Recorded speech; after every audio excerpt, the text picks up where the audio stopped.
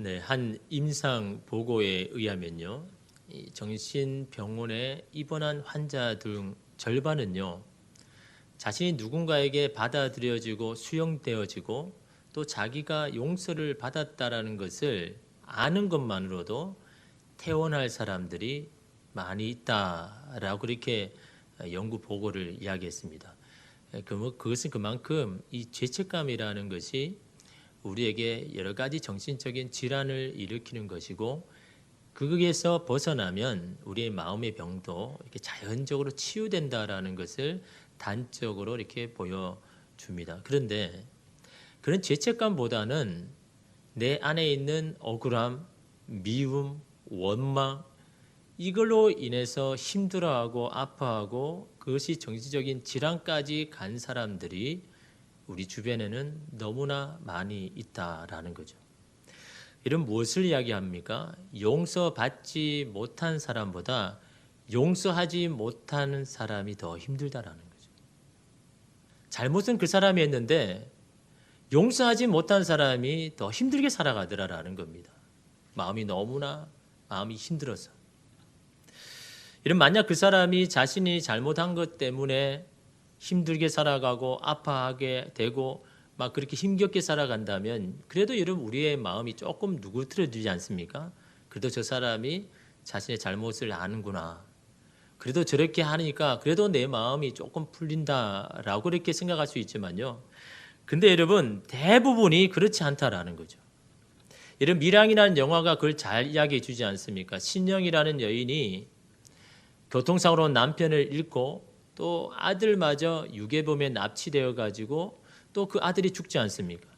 아들을 잃은 그 슬픔을 이기지 못하고 하루하루 그런 힘겨운 나날들을 보낼 때 이 교회를 찾아가죠. 그래서 그 교회에 가서 위로를 얻고 힘을 얻습니다. 그리고 점점 지나니까 마음의 평안이 옵니다. 그래서 그 유괴범을 용서하기 위해서 이제는 용서해 주어야 되겠다라고 생각을 하고 여러분 그 교도소에 가지 않습니까? 근데 그 교도소에 가서 그 유괴범을 만났는데 그 유괴범의 말을 듣고 막 어이가 없어지는 거죠. 유괴범이 뭐라고 이야기합니까?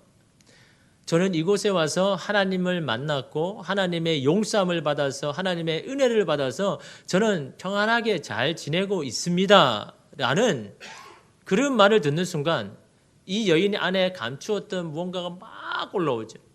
누가 용서를 했단 말인가? 나도 용서가 안 되는데. 나도 아직 용서를 안 했는데 누가 용서를 했단 말인가? 나는 지금까지 저 사람 때문에 힘든 시간을 그렇게 살아왔는데 어떻게 저 사람은 저렇게 평안하게 있을 수 있단 말인가? 그것이 도무지 이해가 되지 않고 용납되지 않아서 여러분 더 힘든 여러분 세월을 보내는 여러분 그 모습을 우리가 보지 않습니까? 여러분 이처럼요. 용서받지 못한 사람보다 용서하지 못한 사람이 더 아픈 것이 여러분 현실 아닙니까? 여러분 왜냐하면 여러분 죄를 지어도 자신이 잘못했는지 모르고 살아간 사람이 너무 많다라는 거예요. 자신이 잘못한 것을 안다면 여러분 그렇게 살아가지 않을 겁니다. 최소한 양심이 있다면요. 그것 때문에 아파할 것이지만요. 근데 대부분은요. 자신이 한 말이나 행동들에 대해서 문제 제기를 하지 않는다라는 거예요. 나는 아무 문제가 없다라는 겁니다. 단지 저 사람이 문제가 있는 것이 나는 문제가 없다라고 다 그렇게 여러분 생각을 하더라라는 거죠. 여러분 단적인 예로 이런 실화가 있지 않습니까? 2차 세계대전 당시에 수용소에서 수백만의 유대인을 학살했던 것에 앞장섰던 이 아돌프 아이히만 나치 전범이 있지 않습니까? 이 사람이 이 세계대전이 끝난 후에 도망을 다녔는데 이스라엘 정부 기관이요 막 추격을 이렇게 해서 1961년도에 그 사람을 잡게 되었습니다. 그래서 이 사람을 이스라엘 예루살렘 법정에 세웠는데요. 그 법정에 선 그 사람을 보려고 수많은 사람들이 이렇게 보러 왔는데 대부분 여러분 어떻게 예상을 했냐니까 수백만 명의 목숨을 저렇게 앗아갈 수 있는 그 사람은 틀림없이 막 눈에 살기가 있고 증오가 있고 막 그런 악으로 똘똘 뭉친 그런 사람일 것이라고 사람들은 다 그렇게 생각한 겁니다. 그런데 자기 앞에 놓인 그 전범은요 우리가 주변에서 흔히 볼 수 있는 그냥 평범하고 초라한 그냥 50대 남자였다는. 그냥 옆에서 이 사람이 아돌프 아이만이라고 말하지 아니하면 그냥 우리 이웃에서 흔히 볼 수 있는 그런 사람이었다라는 겁니다. 근데 여러분 그가 말하는 것이 더 가관입니다. 자기를 변호하는데요. 수많은 사람의 인명을 앗아갔는데 자신의 잘못에 대해서는요, 그냥 자기가 처한 상황 속에서 맡겨진 일에 최선을 다했을 뿐이라는 거죠. 그래서 자신은 법적으로 무죄라는 겁니다. 나는 누가 시켜서 나는 내 상황에서 어쩔 수 없이 그것을 한 것밖에 없지 나는 무죄다라고 말하는 여러분 그 말에요. 많은 사람들이 경악을 금치 못합니다. 여러분 이것이 인간의 실체입니다. 대부분 자신이 한 행동에 대해서는 잊어버리고 정당성을 다 부여하지 않습니까? 자기를 변호하잖아요. 어쩔 수 없이 한 행동이다. 그 당시에는 그것이 최선이었다. 나로서는 다른 방도가 없었다라고 다 자기를 이런 변호하죠. 그러나 여러분 그런 행동으로 분명하게 상처를 받고 피해를 입은 사람이 분명히 있음에도 불구하고 여러분 오늘 우리 가운데도 누군가의 용서하지 못한 것으로 힘들어하고 아파하는 사람이 있을 겁니다. 그러한 상처에서 나음을 받기를 원하고 벗어나기를 원하는 사람도 있을 겁니다. 여러분 예수님은 그런 우리의 고민과 아픔을요 너무나 잘 아시죠. 그러기 오늘 말씀을 통해서 그것으로 벗어날 수 있는 비결, 자유할 수 있는 비결을 오늘 우리에게 말씀하는 겁니다. 오늘 말씀은 그랬어요, 여러분. 누군가를 용서하지 못하고 어려움 가운데, 힘든 가운데, 마음의 원한 가운데 힘겨워하는 그들에게 오늘 말씀하고 있는 겁니다. 여러분 43절 말씀 우리 함께 읽겠습니다. 내 이웃을 사랑하고 내 원수를 미워하라 하였다는 것을 너희가 들었으나 이 말씀을 읽을 때는 이상하게 생각해야 되는 겁니다. 여러분 내 이웃을 사랑하라 이거는 성경에 많이 나오잖아요, 그죠? 근데 내 원수를 미워하라 이건 성경에 안 나오는 말이거든요. 내 이웃을 사랑하라라는 레위기 19장 18절에는 분명히 나와 있는데 내 원수를 미워하라는 말은요 안 나오거든요. 근데 예수님 뭐라고 이야기합니까? 너희가 이 말을 들었으나 라는 것은요 그 당시에 많은 사람이 그렇게 들어왔다라는 겁니다. 그냥 통용되는 그런 말이다라는 겁니다. 왜 여러분 이들은 이 말을 그냥 수긍하고 받아들이는 걸까요? 내 이웃을 사랑하라 그리고 내 원수를 미워하라는 이 말을요 성경에도 없는 것을 왜 그들은 수긍하고 받아들이고 있는 것일까요? 그것은요 이웃에 대한 범위의 문제가 있기 때문입니다. 여러분 이스라엘 백성들은 이웃을 어디까지 보고 있습니까? 자기 동포요. 하나님을 섬기는 하나님의 백성 이것이 이웃인 겁니다. 그 외에 다른 이방인들은 다 원수인 겁니다. 그 이웃을 사랑하는 것은 당연한 거잖아요. 하나님을 믿는 하나님을 섬기는 자들은 당연히 사랑하는 것은 당연하다고 여기고 여러분 그 원수 이방인들은 미워하는 것은 당연하다. 그게 하나님 원하신 뜻이다라고 그렇게 이러면 생각을 하고 있더라라는 거죠. 근데 여러분 예수님이 말씀하시는 이웃의 범위가 어디까지입니까? 예수께서 신약 성경을 통하여서 너희의 이웃은 누구까지라고 이야기합니까? 누가복음 10장에 보면 선한 사마리아 여러분 사람의 이야기 나오지 않습니까? 예수님이 말씀하시는 이웃의 범위는요 선한 사마리아인까지라는 겁니다. 여러분 사마리아인이 여러분 이스라엘 백성에게 누구입니까? 원수 아닙니까? 상종하지 않는 사람입니다. 그들이 이웃이라고 여러분 넣어놓지도 않는 사람, 그런 사람을 예수님은 너희는 이웃까지다, 그 사람까지 이웃이다라고 이런 말씀을 여러분 하고 있는 것이죠. 그런데 여러분 우리는요 우리 스스로 그 이웃의 범위를 잘라버립니다. 내게 호의를 베푸는 사람, 나에게 잘해주는 사람, 나의 일을 칭찬하는 사람, 그런 사람은 다 이웃인 겁니다. 그러나 나를 비난하고 나를 싫어하는 사람은요 그냥 이웃에서 범위에서 더 멀리 여러분 밖으로 해야 되지 않습니까? 그러기에 나는 당당하게 그 사람을 미워할 수 있고 그 사람을 정죄할 수 있고 마치 면접을 받은 것처럼요. 이 사람은 내 이웃이 아니기 때문에 나는 그 사람을 미워하는 것은 당연하다라고 이러면 다 그렇게 받아들이지 않습니까? 근데 예수님이 뭐라고 합니까? 그들도 너의 이웃이다라고. 이러면 이것을요 이 이웃을 축소하는 자들에게 예수님 뭐라고 이야기합니까? 46절에 보면요. 너희가 너희를 사랑하는 자를 사랑하면 무슨 상이 있으리요? 세리도 이같이 아니하느니라. 너희가 이웃으로 여기지 아니하는 그 세리도 자기를 사랑하는 자를 사랑하는 것은 그들도 하는 거라는 겁니다. 자기에게 잘해주는 사람을 용납하고 이웃으로 살아가는 것은 이 세리라는 죄인도 그렇게 한다는 겁니다. 근데 너희들도 똑같이 너희를 사랑하는 자를 이웃이라고 여기고 그들을 사랑한다면 하나님 앞에 무슨 상이 있겠느냐? 그 하나님이 기뻐하는 일이 아니라고 이런 말씀하고 있지 않습니까? 원수까지 이웃을 확장하는 것이 바로 내가 원하는 뜻이다라고 말씀합니다. 그런데 여러분 이 사실을 인정하지 아니하면요 이 44절의 말씀에 딱 걸립니다. 마음이 불편해집니다. 이름 44절 말씀 우리 함께 읽겠습니다. 나는 너희에게 이르노니 너희 원수를 사랑하며 너희를 박해하는 자를 위하여 기도하라. 너희 원수를 사랑하라 라는 이 말에는 뭡니까? 너희 원수도 이웃으로 여기고 사랑해라. 너희 원수도 이웃이다라는 이런 말씀이 이 안에 있는 겁니다. 그냥 원수를 사랑하는 말이 아니라 원수도 네 이웃인지를 받아들이고 그도 사랑해라 라는 이런 말씀이 있는 겁니다.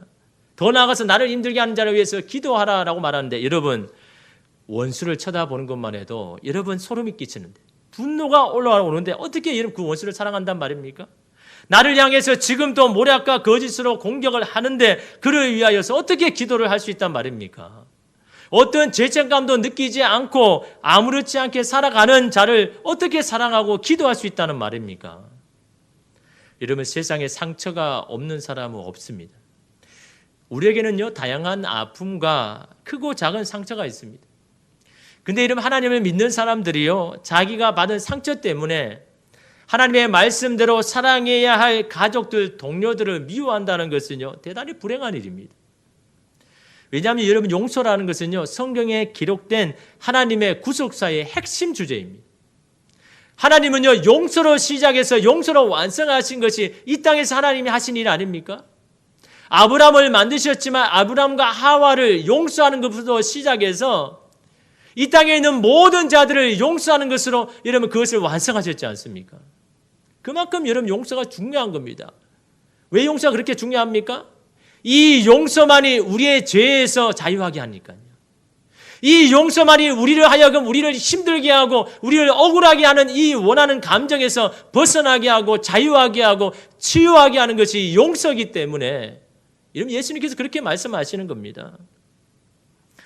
우리를 그토록 괴롭혔던 상처와 아픔에서 벗어나는 것이 바로 용서를 통해서 이루어지기 때문에, 용서 없이 진정한 자유함이 없기 때문에 그런 겁니다. 어떤 분은 그럽니다. 지긋지긋한 이 상처에서 이제는 좀 자유롭고 싶습니다. 이제 좀 벗어나고 싶습니다. 그렇게 말하는데요, 정작 아직도 용서를 하고 있지 않더라라는 거죠. 자기는 거기에서 벗어나고 싶고 자유하기 싶고 이제는 신경을 안 쓰고 싶은데 여전히 그는요 용서하지 않고 있더라라는 겁니다. 그러기에 거기에서 벗어날 수가 없는 겁니다. 자유하지 못하는 겁니다. 물론 용서가 안 되어서 이러면 그렇기는 하지만요, 여러분 용서를 하려고 시도하는 사람이 그렇게 많지 않다라는 거죠. 내가 용서를 해야 되겠다고 마음은 가지지만 실제적으로 입을 열어서 고백을 하거나 손을 내밀어서 그 용서를 청하는 사람은 많지 않다라는 겁니다. 그러나 여러분, 그럼에도 불구하고 우리가 용서하려고 시도해야 되는 거죠. 그것이 내가 자유로워지는 비결입니다. 내가 사는 길입니다. 오늘 말씀의 대상은요, 그 원수로 인해서 용서하지 못해서 아파하고 상처를 받은 자에게 말씀합니다. 그것에서 벗어나고 자유로울 수 있는 그 비결을 이야기합니다. 예수께서 원수도 너의 이웃이라고 말씀하시는 데는요, 우리가 알아야 할 사실이 있습니다. 그것은 바로요, 원수도 너의 이웃이라는 말은요, 너도 그 원수와 별반 없다, 이 말을 하고 싶은 겁니다. 원수도 너의 이웃이고 너가 사랑해야 할 사람이라는 말에는요, 너도 그와 별반 차이가 없다라는 것을 우리가 알기를 원하시더라라는 겁니다. 우리가 여러분, 나는 용서를 해야 할 편에 서 있다고 생각하니까 그를 용서하고 기도하는 것이 마음이 속상할지는 몰라도 하나님 보시기에 오늘 우리도요, 용서받아야 할 사람이다라는 거죠. 용서받아야 할 사람의 편에 오늘 우리도 서게 된다라는 것을 여러분 주님은 말씀해 주고 싶은 겁니다. 이런 한 기도자가요, 교회에서 하나님 앞에 너무 속상해서 할소리를 하면서 이렇게 쏟아놓았습니다. 하나님, 이럴 수는 없습니다. 그가 제게 한 짓을 다 아시지 않습니까? 제가 그에게 받은 상처를 다 아시지 않습니까? 그가 함부로 던진 말의 화살에 제 가슴을 찢어졌습니다. 그의 무례한 행동들과 교만한 횡포로 제 심장이 멈춰버린 줄 알았습니다.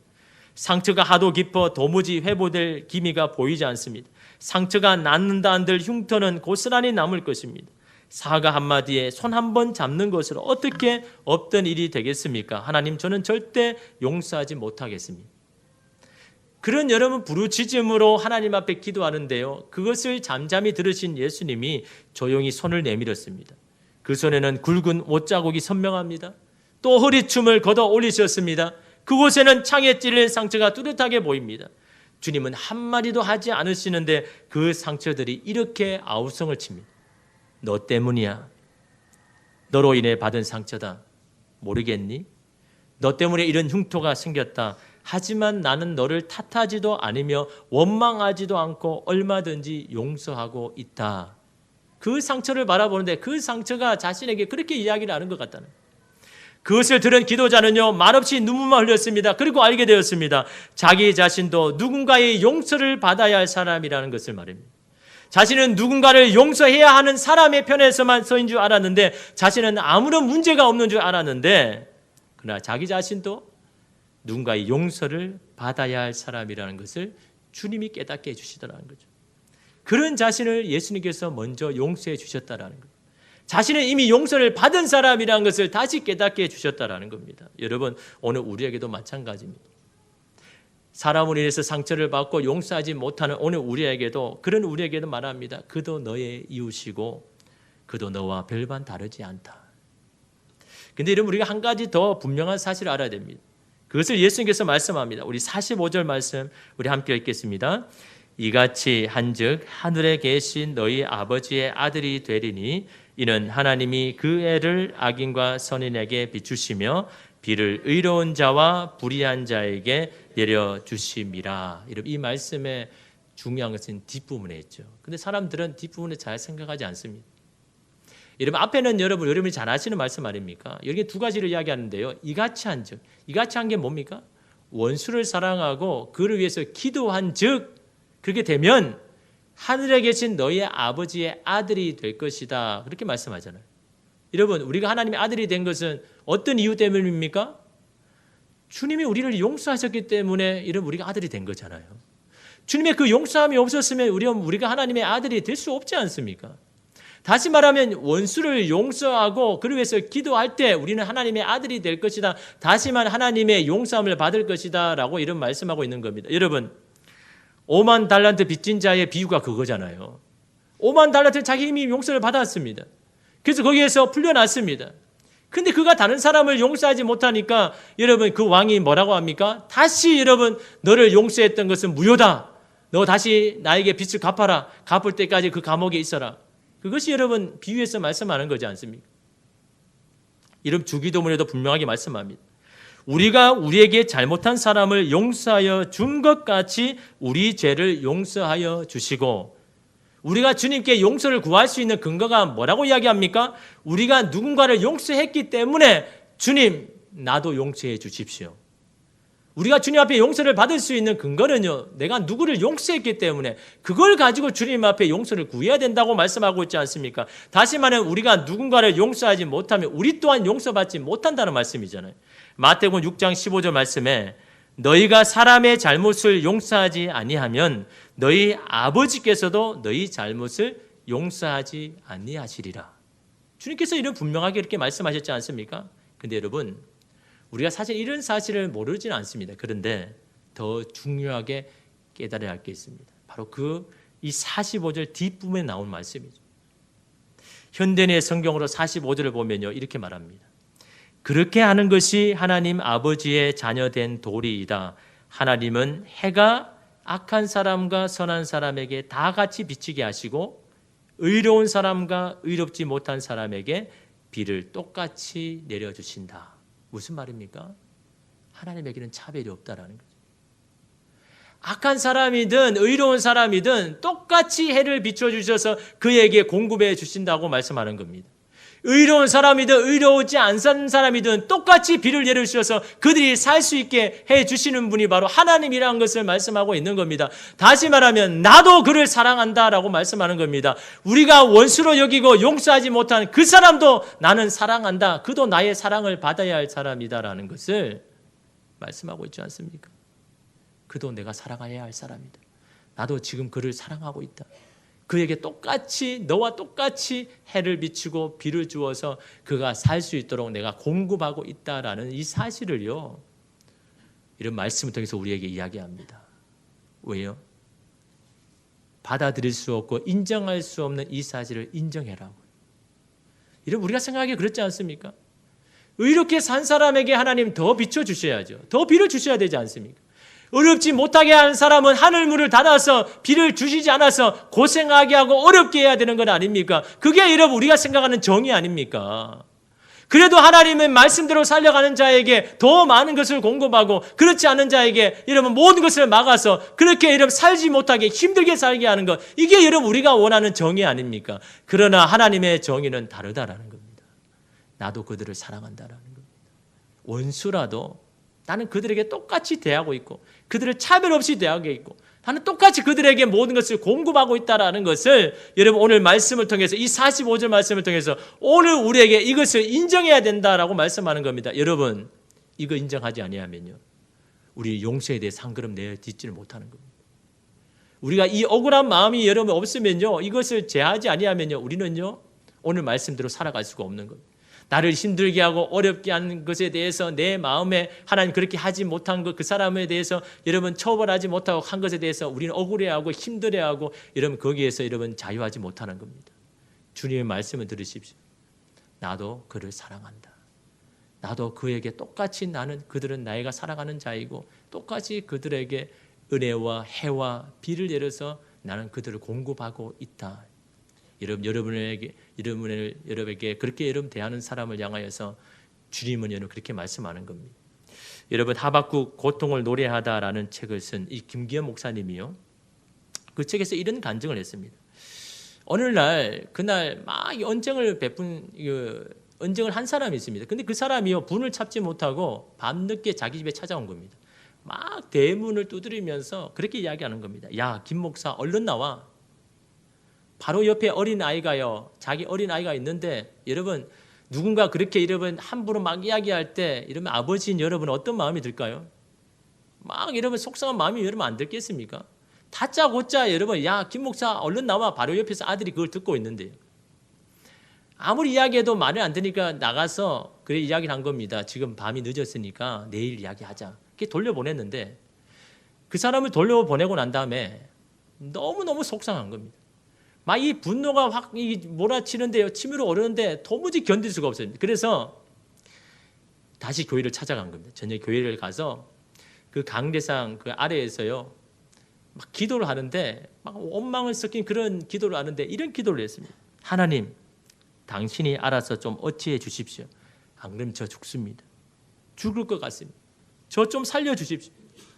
자신이 할 수 있는 것은 고작 하나님이 알아서 해달라는 것이 전부였습니다. 목사이고 그리스도인이었기 때문에 그러면 안 되는 줄 알면서도 그렇게 기도할 수밖에 없는 그런 사람이었다라고 그렇게 고백하는 겁니다. 그렇게 엉엉 울며 기도하는데요. 어디선가 소리가 들립니다. 하나님의 음성이었습니다. 그때 자신의 이름을 부를 때 부르면서 세 가지를 말씀하는데요. 나는 그를 사랑한다. 너는 죄가 없냐? 내가 너를 용서했듯이 너도 그를 용서해라. 이 세 가지의 이 음성이 여러분 들리는데요. 하나님이요, 나는 그를 사랑한다라고 말할 때 자기는요, 막 미치는 줄 알았어요. 기가 막혔어요. 하나님 막 그렇게 이야기한 겁니다. 주님, 먼저 나를 사랑한다고 말씀해 주셔야 되는 건 아닙니까? 나는 너를 그래도 네 마음을 아니까 나는 너를 사랑한다. 그렇게 말씀해 주셔야 되는 것 아닙니까? 순서가 틀렸지 않습니까? 내가 주님의 사랑과 위로가 더 필요한 사람인데 왜 그를 사랑한다고 그렇게 말씀합니까? 굳이 그렇게 말씀하실 거면 그 사람을 찾아가서 그렇게 말씀하시지 왜 지금 나에게 그런 말씀을 하십니까? 막 원망이 되어가지고요. 그렇지 않겠습니까? 아니 나는 지금 하나님의 위로함을 받으려고 하나님 앞에 여러분 인정함을 받으려고 그렇게 왔는데 하나님이요 나는 그를 사랑한다라고 말하니까요 도무지 받아들일 수 없고 기가 막히고 도대체 하나님 도대체 뭡니까? 나를 먼저 사랑해 주셔야 된다고 하셔야죠. 나를 더 위로한다고 말씀해 주셔야 되는 건 아닙니까? 그렇게 하나님 앞에 막 원망 섞인 말로 여러분 기도하는데요. 다른 한편으로는요. 자신도 모르게 이미 용서하고 있는 자기 자신을 보았다라는 겁니다. 내가 용서하려고 해서 그런 것이 아니라 불가항력적인 힘에 의해서 결코 강요하지 않은 그 힘에 의해서 억울한 여러분 심정이 물러났고 자신을 짓이기고 있던 무거운 짐이 사라졌다. 그래서 너무 시원하고 너무 평안하고 행복했다라고 그렇게 고백합니다. 한편으로는 억울해서 울고요. 한편으로는요 너무 시원하고 자유로워서 그렇게 울었다라고 그렇게 고백합니다. 그렇게 시간이 흐른 후에 자기를 그렇게 힘들게 했던 그 사람이요 생사의 기로에 설 만큼 병이 들린 겁니다. 그때 그는요 너무 기뻐했고 감사했습니다. 왜요? 그가 자신에게 한 행동 때문에 그 결과로 저렇게 이런 병을 얻었다고? 그게 아닙니다. 그를 위해서 울 수 있고 그를 위해서 금식하며 기도할 수 있게 되어서 하나님 앞에 감사하고 기뻐했다라고 그렇게 고백합니다. 이런 만약이요 그때까지 그를 용서하지 못했다 그러면요 이런 그 마음이 어땠을까요? 그 마음의 무거운 짐이 여러분 어떻겠습니까? 내가 기도하지 못해서 내가 용서하지 못해서 저 사람이 저렇게 아픈 것인가? 그를 위해서 기도하지 못하고 여러분 힘든 그런 자기 자신 아닙니까? 하나님 그걸 아시니까요. 내가 그렇게 할 수 없는 그것을 하나님께서 나를 하여금 용서하게 하시고 내 마음을 치유하게 하시고 거기에서 자유하게 하여 있어서 그 사람이 더 이상 나를 힘들게 하는 사람이 아니라 내가 불쌍히 여기고 긍휼히 여겨서 그를 위해서 기도할 수 있는 그런 사람이 된 것 때문에 하나님 앞에 너무 감사하고 이런 기뻐했다라고 그렇게 이런 책에서 이런 말합니다. 이런 바로 이 용서가 나를 살리는 길이다라는 거죠. 용서가 바로 내가 주님 앞에 살 수 있는 비결임을 여러분 오늘 예수님께서 여러분 우리에게 이런 말씀하고 있지 않습니까? 여러분 주님 우리를 치유하기를 원하십니다. 그러나 그를 용서하지 않고서는 거기에서 벗어나지 못하기에 우리로 하여금 그 원수를 용서하라고 이런 말하는 겁니다. 물론 그것이 잘 되지 않죠. 그렇게 마음을 먹었더라도 그를 보는 순간 이미 다치지 않습니까? 그럼에도 용서하기를 시도해야 되는 거예요. 입을 열어서 말해야 되고 손을 펼쳐서 여러분 시도를 해야 된다라는 겁니다. 루이스 스미디스는요 용서의 기술에서 이렇게 말했습니다. 당신이 지금 누군가를 용서하기 위해서 분투하고 있다 해도 가끔 겨우겨우 용서하는 정도에 그친다고 해도 오늘 용서했다가 내일 미워하고 모레 다시 용서한다 해도 당신은 용서의 사람입니다.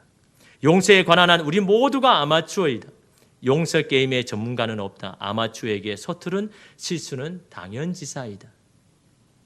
여러분 그렇지 않습니까? 우리 모두는요 미워하고 정죄하기는 쉽지만요 용서하기는 서툽니다. 그러게 여러분 한 번, 두 번 실패했다고 여러분 중단하지 마십시오. 한 번 더 하면 되는 겁니다. 여러분 첫 술에 배불 일이 없다라고 말하지 않습니까? 그럼에도 불구하고 첫 술을 여러분 배에 넣어야 되는 겁니다. 그래야 이런 배에 차지 않습니까? 용서란 것도 마찬가지입니다. 한 번 시도해서 잘 안 되지 않나 안 가고 그냥 그만둬야 될 게 아니라 시도하고 또 시도하고 시도할 때 여러분 이 용서가 오늘 우리 가운데 여러분 우리를 자유하게 하는 이런 비결 아닙니까? 상대를 향한 분노와 원한을 거둬들이고 용서하는 건 그것이 나를 치료하는 것이고 내가 사는 길임을 주님 오늘 우리에게 말씀합니다. 주님 우리를 치료하기를 원하십니다. 주님은 우리가 평안하기를 원하십니다. 주님은 우리가 묶여있는 곳에서 자유하기를 원하고 그 기쁨을 여러분 회복하기를 원합니다. 그러게 여러분 주의 말씀에 순종하며 따르십시오. 주께서 하라고 하시니 그 말씀을 인정하고 이런 그렇게 나갈 때 주께서 우리를 살리시고 주께서 거기에서 우리를 치료하여 주실 줄 믿습니다. 여러분 정의냐 용서냐라는 갈림길에 서 있습니까? 그럼 용서를 선택하십시오. 그것이 주님의 뜻이고 그 용서 외에는 여러분 방법이 없음을 주님 앞에 고백하며 여러분에게 잃어버렸던 모든 기쁨, 자유함이 회복되는 저와 여러분 되기를 간절히 소망합니다. 기도하겠습니다. 주님